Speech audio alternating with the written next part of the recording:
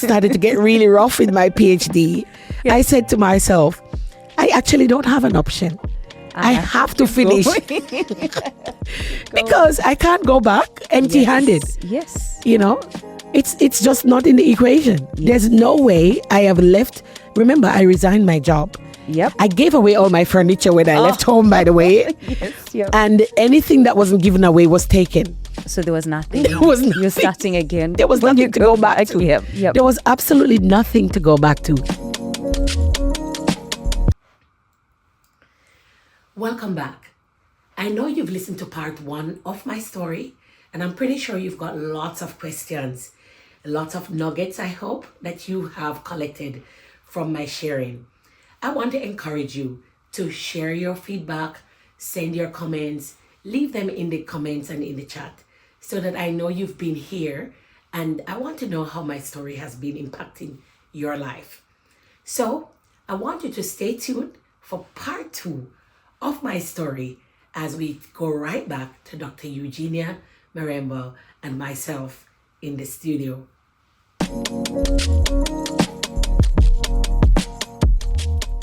Really starting over for me. And it was not easy at all. And I think that's very important because when people see you now, we're talking 30 years of impact. That's right. Coinciding with celebrating your 50th birthday. What people tend to see are the accomplishments, the titles, the awards, the celebration. Yes. And often people are not privy to what has made you, what has built you to this stage. Absolutely. So now moving to the stage where you finished your PhD, now you're starting again in your career journey. What did that look like for you? And I guess, how has that shaped you as a leader? That was a really important part of me. Just finding myself and creating a new identity. I think I could say that. Creating this new identity in Australia. And I think in every sense of the word, that's what happened. So thankfully, though, it actually didn't start after the PhD. It began while I was writing my PhD. So in Australia, the PhD is usually 3 years if you're on a scholarship. And thankfully, I completed mine in the 3. Most Australians who do full time, they go about 4 years, right? So my scholarship was for 3 years, and I did it in the 3 years. Wow! But when a few months after I arrived, my scholarship didn't cover my expenses. So it was just my tuition fee. Wow! So I had to buffer. And that was a whole challenge by itself. I started applying for jobs as an environmental health officer. I never, ever got a response, by the way. Oh, my goodness. I never had, and I'd sent out quite a few applications. Yes. But one day my PhD supervisor actually suggested that because I had so much experience in the field, in research and frontline work, he felt that other professors in the university might be really looking for someone with my kind of expertise and skills. And that actually is where I found job. In the Faculty of Nursing, I sent my CV out. I got a phone call maybe towards the end of August-ish, early September, I think it was. Yeah, late August, I think it was, saying, if I was interested in a job still. And I said, yeah. So I went for an interview. I got a job as a project manager for a clinical trial. Wow. A 1.5 million Australian dollars clinical trial. Oh, wow. And I got While the you're job. still doing your PhD. I was in my first 6 months of my PhD. I landed that job. Amazing. Yep. That is amazing. So I landed a job as a project manager for a big clinical trial. And this was all that experience I had gained in Jamaica and working in the Caribbean was paying it forward for me. And I ran that clinical trial for 2 years as the manager. I had a staff of about 5-6 people that I supervised and managed.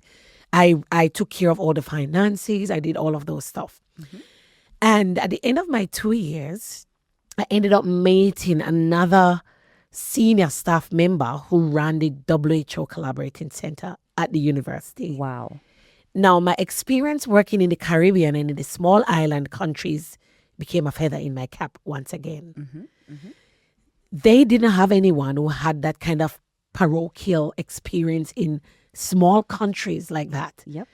And through an introduction of one person to this lady, she actually said, I'd love to have a chat with you. Yep. So I landed my second job where I actually helped them put together a proposal, just, voluntarily, for a project that an issue that they were facing. Remember I talked about my innovative streak, Yes. right? Yep. So I met this lady at I think it was a morning tea. Yep. And we were chatting. She realized I had a public health background. She said, "Can I pick your brain?" Yep. And I said, "Yeah, why not?" So she picked my brain about an issue that was a challenge for them in the entire Pacific region. And she asked if I could, give her some ideas. Yes. And I did. I wrote them down on a piece of paper, typed up some ideas, made some recommendations. What I didn't know was this lady took my ideas, sent it to another professor. Oh, wow. They worked up my idea into this big project, and we got $250,000. That is mind-blowing. That is mind-blowing. We got $250,000 to run a project, which was the National Climate Change Adaptation Research Facility gave us the funds to look at climate change and disasters in the Pacific Islands. Just from someone picking your brain. Somebody picked at my a brain. networking event. At a networking event. Breakfast. Yes. Oh, I am going to be going for more breakfast now. So that's what happened. Yep. So she called me and, the lady was like, the phone was blowing up in my ear. Yep. And she's like, can you come over? Because I lived on campus. Yes. And she called me over one day and she's like, guess what? We used your idea and we got some funds. And she's like, are you working? And I'm like, no. Because I was between jobs at the time. Yes. I was just doing some ad hoc things here and there. Yep. And I said, no. And she's like, well, we've got the money. And I Oh, need wow. somebody to run the project. So So right there, I got the job to oversee the entire project. And we ended up doing research in 4 Pacific islands. So that's Fiji, Samoa, Cook Islands, and Vanuatu. Oh, wow. And we got to write and document how these small islands respond to disasters and also how they leverage the humanitarian assistance from countries like Australia Yes. and New Zealand. Yep. Yep. So I was traveling all over The Pacific Islands doing research. interviewing senior government ministers, people in all these, departments of government, NGOs that are in humanitarian response. As a PhD student, Yes. I was still in my second year. Yep. I just entered my third year when the project started. That is amazing. So I was writing my thesis While and doing all of literally this. doing a high level piece of research. Oh, my right? goodness. So when you talk about my trajectory coming back to mainstream, it didn't start after I graduated. It started while you So were after I finished that, as it was a 1-year project and we had to finish based on the funding cycle, Yes. then I handed in my thesis, Wow. right? I actually asked for an extension because I was working on that piece of Yes. work Yeah. and it was due the end of that third year of my PhD. So you had coinciding deadlines. I had for the coinciding PhD deadlines. and for the major project. And this major project was pretty much the exact same size as my PhD as well, so if you're not bigger. literally doing two I was theses doing literally at 2 the theses same at the same time. Yep. So I finished that up, and then my supervisor said, look, we can give you an extension to submit the actual written document. Yes. So I applied for an extension, Yep. and I took 30 days out of my extension. That's all I needed. Wow. 30 days to write my thesis. 30 days just 30 to write. days. Oh, Dr. Steph, that's amazing. Because I had all the data, Yes, I had all the information. I'd already been writing my chapters. As you were going. But it's just Yep. to fit them together. Yep. So I had a 6 months extension. Yep. And you But just used at the 30 end of the days 30 days, 6 on the 30th of January, the following year, I handed in my thesis. I'm done. I'm finished. I'm done. I'm done. Wow. So I'm saying all of this for a bit of context. Mm. So I handed in my thesis. Then the department I was working for said to me, well, you've handed in your thesis. What do you do now? And I'm like, well, I still got 6 months left on my student visa. I've got time to, help out. Yep. So that's how they said, well, we've got some major projects coming up. Yep. And, we love your work. Wow. So they had this. So hear this. They had this other big project now that was being funded by the Australian government in Papua New Guinea. Wow. So this was a public-private partnership setting up a reproductive health training unit In Papua New Guinea. Yep. Yep. And because I'd been doing all this amazing work, the head of the department said, well, we're going to need someone to do this work. Yep. So why not stick around and help us Going. push through this project? Wow. Right? And then I'm like, well, I have nothing to do. Yes. At that time, were you considering going back to Jamaica? Or I was. You were thinking, okay, maybe there's a place for me in Australia? By that time, I was still thinking end of my visa would expire. I think it was July the same year, because that would have been my full tenure of my visa. Yes. And then I was like, well, the visa runs out in July. Yep. I'll just book a ticket and go home. So in my mind, I was just soaking up everything I could get in terms of experience, So that you could take it so back I could to take it Jamaica. back home with me. Yep. So that was really where my mind was at the time. I'm going to go home after this. Do as much as you can, Yep. learn as much as you can, Yep. experience as much as you can. Yep. So when you go back home, you're bringing, innovative mindset. Bringing you're it back bringing to the back country. That's absolutely. Yeah. So as I began to do all this work, then this is when my boss started to say, we don't have many people like you in this context that have come here as a mature professional with that grassroots experience. Yes. And you can bridge the gap between policy and practice. So she started to talk to me about, are you sure you want to go home? Yes. Maybe you should think about staying, because we have a lot of people on this side, but that kind of experience is rare. It's very rare. It's rare. So that's when I started to think, well, I could actually stay, right? But just to connect back to, so after I graduated, by this time now I've actually started to think about staying, Yes. right? So I ended up applying for my permanent residency, Yep. using my public health credentials. Yes. Right? Yep. And then I asked myself the question, if you're going to stay in Australia based on where you see yourself professionally, what's the best place for you to be, Yes. to move towards your vision for your career? Yep. And that's when I decided that while I was working at this really high senior level, there was a part that was missed. So, I jumped from Jamaica, Caribbean region, way up to global level. Yes. But I still felt like there was this missing gap. There was a middle part that was missing for the Australian context. I'd never worked in health in Australia. Yep. So it was a strategic decision for me to go back to frontline public health. Yes. Yep. So academia, I'd been there for, the 3 years doing my PhD. I got to see it because I was working at a higher level Yep. as my day job with apart from studying. And I started to realize that I didn't feel like I was ready for academia. I felt like there was a gap that needed to be bridged to prepare me for what I was seeing on that side. Yes. So I made a decision to go back into frontline public health. And I was really, really blessed. I got 2 jobs. I got one in evaluation Yep. it was a private organization, and I stayed there for a while. It was very corporate. And I kind of felt a little bit odd as well there. And I thought, this is not what I'm looking for. I want core public health. Yes.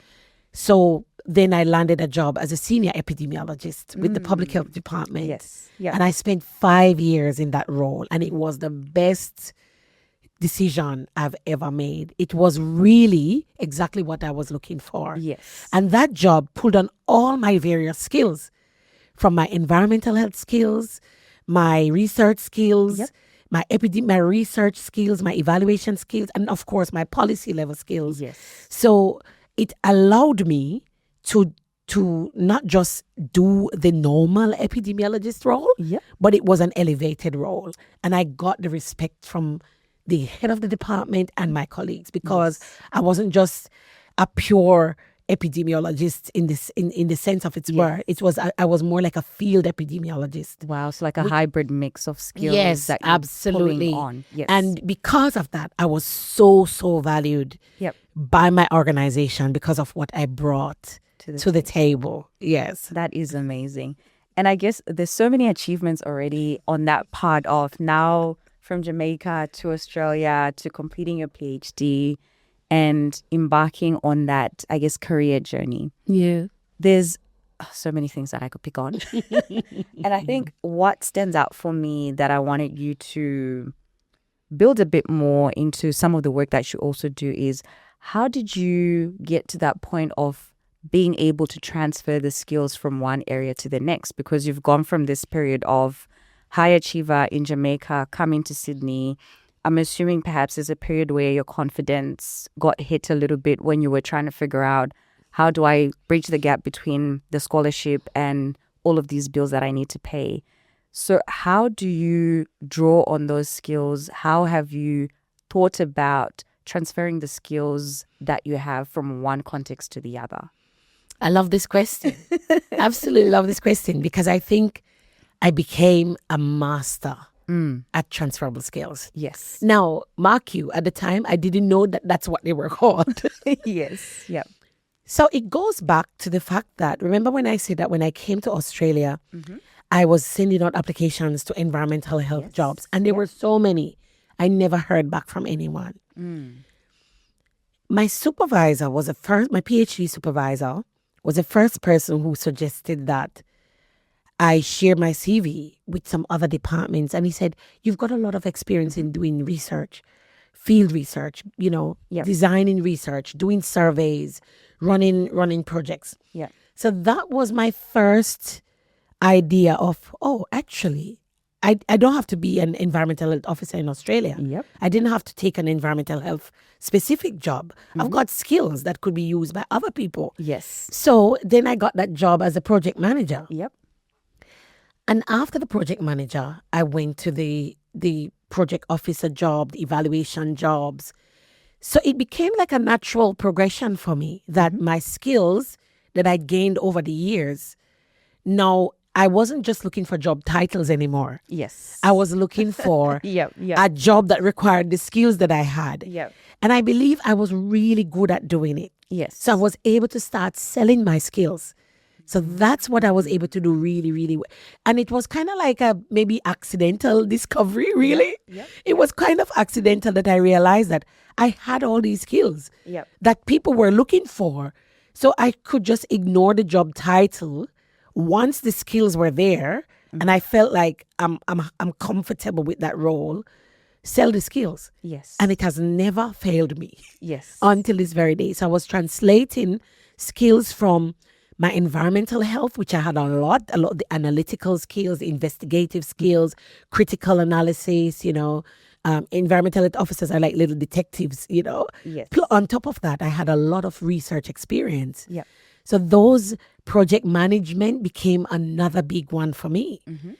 So through environmental health, you're always working on something, always collaborating, always have a timeline and so on. Yep. And I don't actually have a qualification in project management. Wow. I don't. Yep. I did have probably a 14-week certificate when I just came to Australia through one of the university online courses, but I don't have a diploma. I did start a diploma, which I never finished. Yes. Yep. Yep. But I have worked in some of the most senior project management roles Yes. Yep. in the world, right? Even though I don't have a qualification that says project manager. But you've leveraged off the lived experience The that lived you've had. experience, Yep. right? I've managed multi-million-dollar projects, Yep. right? And all because of the skills that I've brought to the table, Yes. right? And when I do these jobs, people are really happy with my work. So it was a bit almost like accidentally I discovered that and now I actually teach it. I Yes. teach this to people. Yes. How to leverage your transferable skills, how to market them, Yep. and how do you hone them in. And I help people look at how to identify those gaps and how to match your skills with the right job. With the right So job. this is Yep. something I've actually learned from experience. Yes. Yeah. So And I love that because that's how we've ended up with Beyond Limits, absolutely. which is a book. I'm still going through it. Yes. And I've found this very helpful and very useful, Yes. particularly in this AI era as well. Mm-hmm. And I think the book has a really good blueprint that you can use for career development, career shifts, how you pivot. And somehow that's how the author in you has also emerged, right? Based on your experiences and collating that information for people.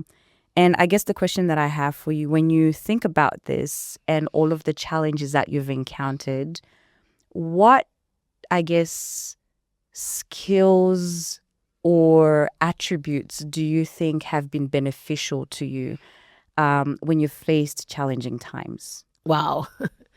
Skills. So for me, the big, so you speak about the author in me. Mm-hmm.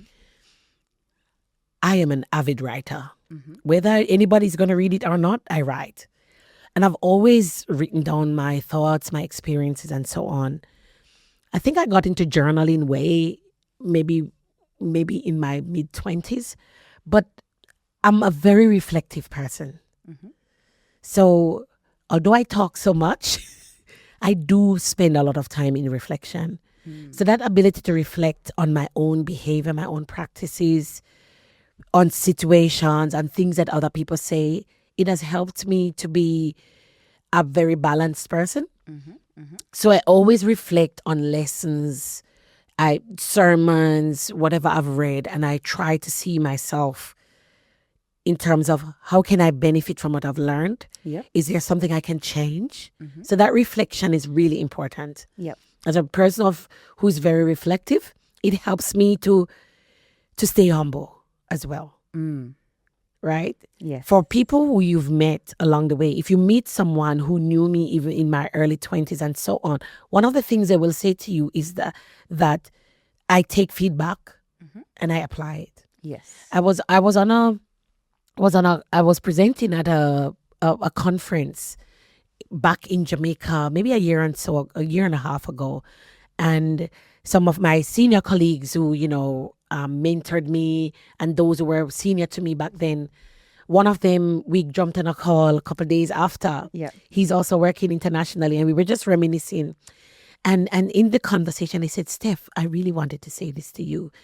So this individual was actually on the ground in Jamaica at the time of the conference, watching me present on screen.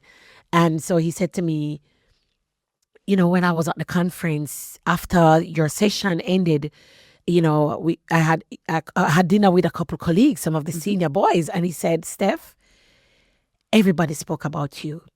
And he said, one of the things they said was, "We're not surprised that Stephanie has done well." Wow. Because Yes. one of the things that we've always admired about her was her ability to take feedback. So ability to take The ability to take feedback. He said, and he mentioned a few names, and he said, this young woman, whenever she was either corrected or received any kind of feedback, her response was always quite consistent. She was always humble when she received feedback, even if it was not something she liked. Yes. Yeah. But her response was always heartening, because I would always take the feedback, adjust the behavior, or act upon accordingly. Yep. And I believe this is something that is probably influenced from the fact that I came from a family who believed in discipline. My parents were really, really disciplined. Yes. Right? Yep. We grew up back in the days when they didn't spare the rod and spoil a child. Right? Yes. Yep. Oh, yes. Yes. Yep. So I'm from that era, but my parents were also always very strict about respect. Yes. Respect. Yep. So that was something I took with me to work. I took that with me to wherever I was serving. Yep. So on top of that, I believe I've developed a kind of resilience. I come from a really very resource limited background. Yes. And growing up in a family which was quite large, one of the things we had to do was to learn how to stretch $1 and make 9, right? So I've always been that kind of person who can see the glass half full. Because for me, a half full glass is always better than a half empty one. That's very true. That is very true. Yep. Right? So a half full glass for me was always something I could see. If it's half full, then it's easier to fill it up than if it's half empty. Wow. Right? I love the mindset. Absolutely. I love the so mindset. For me, it was about always using a lemon to make lemonades. Yes. And I've had a lot of lemons thrown at me in my life. I'm telling you. Lemonade, lemon cakes, Lemonade, lemon tarts. I'm really good at that. So coming from a resource limited background, I learned to really appreciate things. Yep. So it didn't matter how tiny or how small. So even the smallest opportunity for me was always something big. Yep. Right? The fact that someone might actually give me the time of day is important to me. The fact that somebody would take time to give me feedback is important to me. Yes. The fact that someone might give me an opportunity to, because I lifted my hand up, or give me an opportunity to raise my hand. Yes. I see everything as a blessing. So I believe some of these traits has helped me to develop a kind of resilience that has kept me over the years. Yes. I think one of the things that I believe has really been a big advantage for me is my ability to deal with hardship. I've been through some really hard times in my life. Yep. But hardship has not broken me. Yes. Yep. Somehow I've learned to rise from the ashes. Yep. I've always learned to see stumbling blocks as stepping stones. Maybe not every situation I've had that hat on. Yep. But over time, I've learned to see stumbling blocks as stepping stones. Yep. And I've always said to myself, as long as you never give up, Yep. there's always a way up. Yep. So those are some of the attitudes and the traits that I have that have kept me going, Yep. even in the hard times, right? And even during my PhD, when I came here and I told you how I was dealing with that real deep loneliness Yes. and people isolated me, Yeah. I just kept moving. Yes. I'm like, it's okay. Yes. Okay.